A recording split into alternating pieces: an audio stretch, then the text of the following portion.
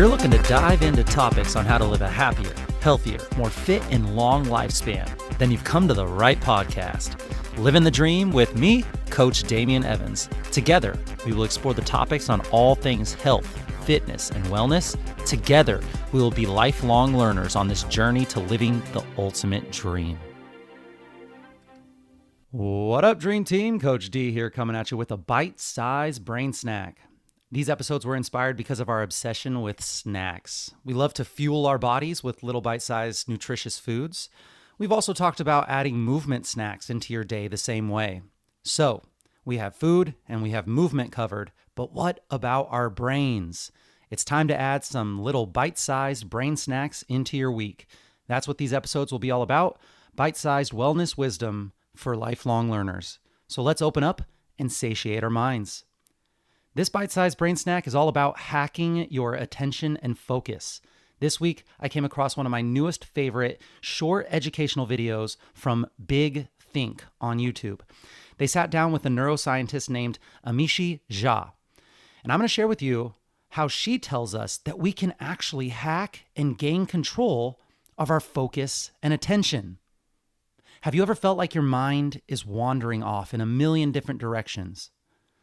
Do you struggle to focus on the tasks at hand or find yourself easily distracted by the endless temptations of our modern life? Well, my friends, you are not alone. It seems like we live in an era where attention is the most precious currency. From social media notifications to cat videos everywhere, our minds are constantly being pulled in every direction imaginable. But fear not. In the midst of this attentional chaos lies a powerful secret weapon, focused attention, or its more formal name, meditation. Meditation, the age-old practice that brings peace and tranquility to even the most frazzled of minds. But what if I told you that meditation is not just sitting cross-legged and chanting Om? What if I revealed that it's also a potent tool to hack your attention and unleash your direct focus? For a long time, through our evolutionary history, the brain started to suffer from a very big problem, which is that there is far more information out in the environment than can be fully processed. We would go crazy.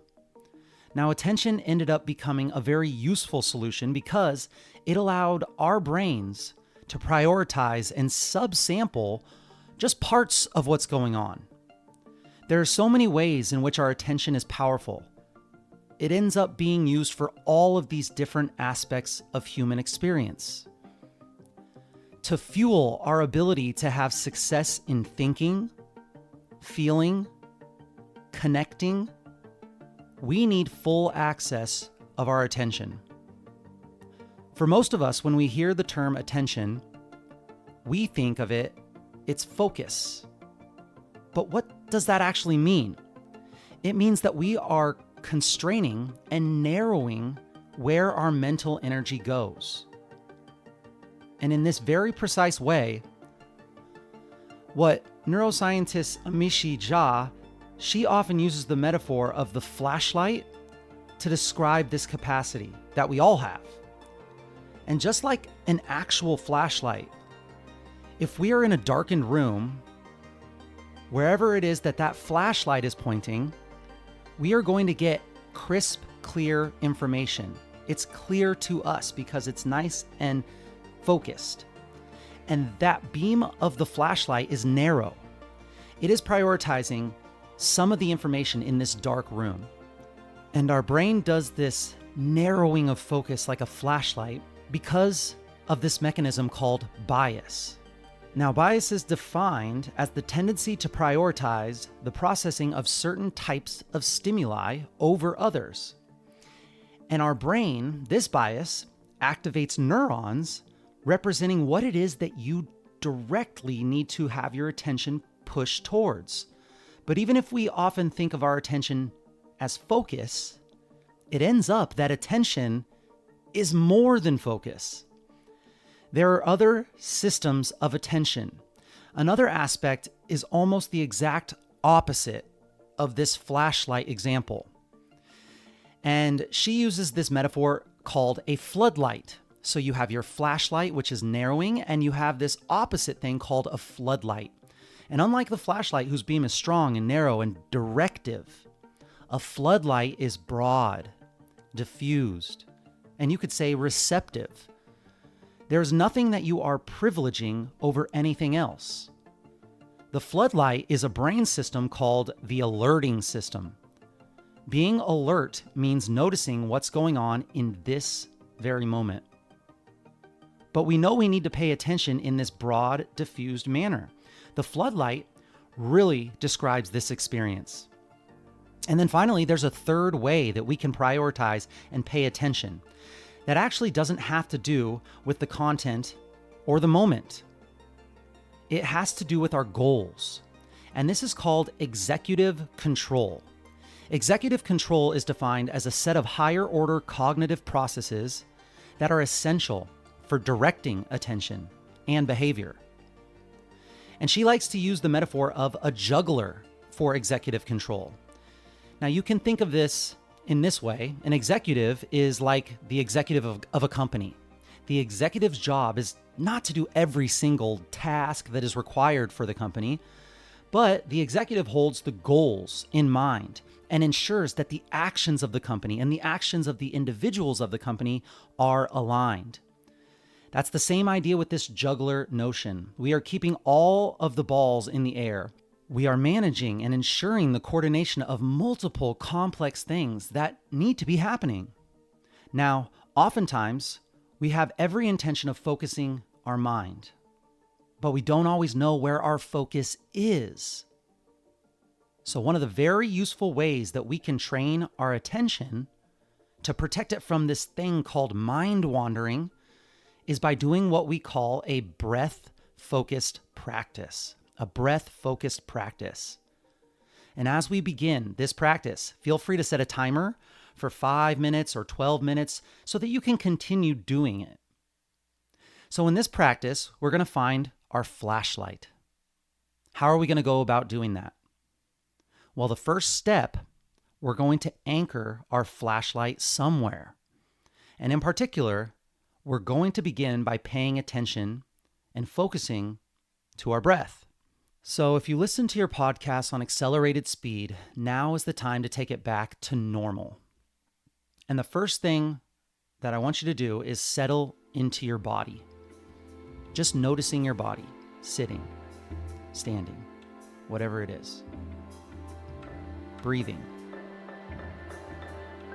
And if you feel comfortable, and you can, go ahead and lower your gaze or close your eyes, and this will help keep all of that extra distraction just a little bit dimmed down. Just notice yourself breathing. And what I'd like you to do next is really zoom in on the aspect of your present moment experience, your body, sitting, breathing. Now, what is the most vivid thing tied to your breath? Try to assess that. Is it the coolness of the air moving in and out of your nostrils, perhaps? Or maybe it's your shoulders moving up and down, your chest rising and falling. Whatever it is that is most vivid, try to identify that.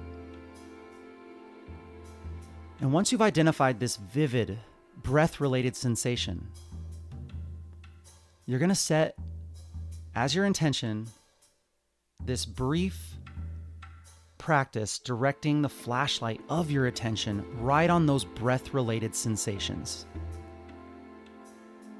Keep that strong, steady beam of your flashlight of attention right on the breath. Just as you breathe naturally, no reason to control the breathing at all, just at its natural pace, happening as it will. Focusing on the breath. Now, if it hasn't happened already, it surely will. The mind is going to wander. It's going to wander away, maybe to other thoughts or memories or other things in your environment. Just notice when the mind wandering occurs. Keep that floodlight receptive to what is happening right now. You're focusing and noticing as you breathe. Now, if it ends up that the mind has wandered away, it's no big deal. Minds wander. It's a natural thing that the brain does. If you notice it, think of it as a win.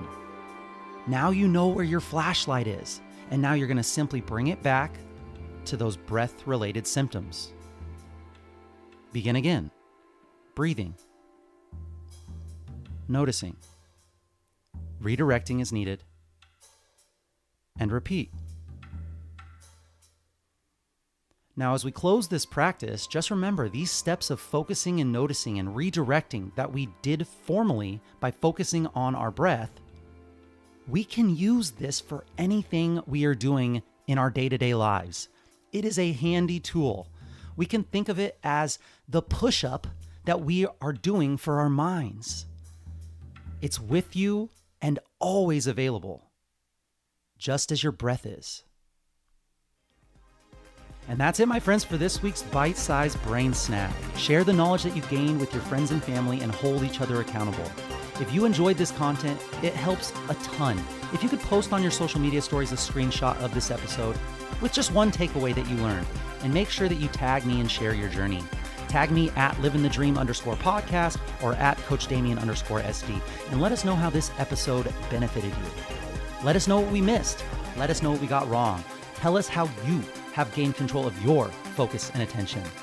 Message us if you have any suggestions or tips that will help your Livin the Dream team that we can discuss on future episodes.